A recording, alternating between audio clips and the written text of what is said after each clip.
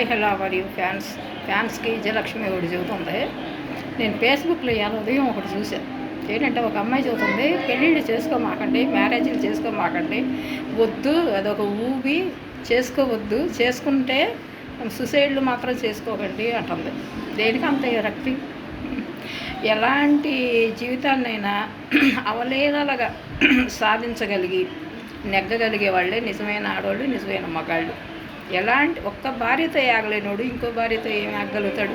ఒక్క మొగుడితో సంసారం చేయలేంది ఇంకో మొగుడితో ఏం సంసారం చేసిద్ది అన్నట్టు సామెతలాగా సంసారాన్ని ఈదలేక సుసైడ్లు చేసుకునేవాడు ఆడేం మొగుడు అదేం ఆడదే, అంతే కదా.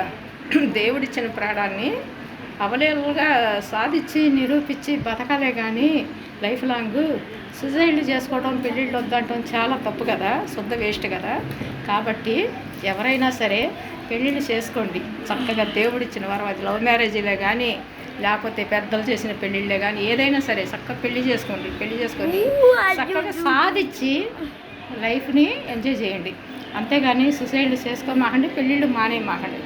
మన జీవిత గమ్యంలో శైలిలో మన జీవిత ప్రయాణంలో బోల్డ్ మంది మనకి ఎదురుపడుతూ ఉంటారు, ప్రయాణం చేస్తూ ఉంటారు.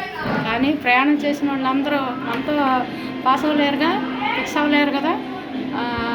మన తలరాతలు ఎవరున్నారు వాళ్ళే మనకి ఫిక్స్ అయిపోతారు, వాళ్ళే మనకు లైఫ్ లాంగ్ ఉండిపోతారు. కాబట్టి దేనికి భయపడకుండా ఆలోచించకుండా చక్కటి జీవితాన్ని, లైఫ్ని ఎంజాయ్ చేస్తూ హ్యాపీగా సమాజం ఉండాలని కోరుకుంటూ, టీవీలో చెప్పే అన్ని ఫ్యాక్ న్యూస్లన్నీ నిజాలు అనుకోకుండా హ్యాపీగా సమాజం మొత్తం ఎంజాయ్ చేస్తూ హాయిగా బతికేయాలని కోరుకుంటూ విజయలక్ష్మి సమాజానికి బాయ్ చెప్పేస్తుంది, సవాల్ ఇస్తుంది. మరి బాయ్, నేను బతుకుతున్నా మరి ఎంజాయ్ చేస్తూ.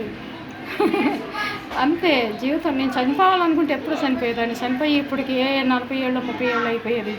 సంసారానికి భయపడి చనిపోయే మాట అయితే భయపడకూడదు. దేవుడిచ్చిన ప్రాణాన్ని కాపాడుకుంటూ లైఫ్ ఎంజాయ్ చేయాలనుకున్నాను, చేస్తున్నాను. మరి దానికి తోడు వీడియోలు ఒకటి వచ్చేసినాయి, ఈలోపు ఇంకా సంతోషంగా ఆనందంగా బతికేసేస్తున్నాను.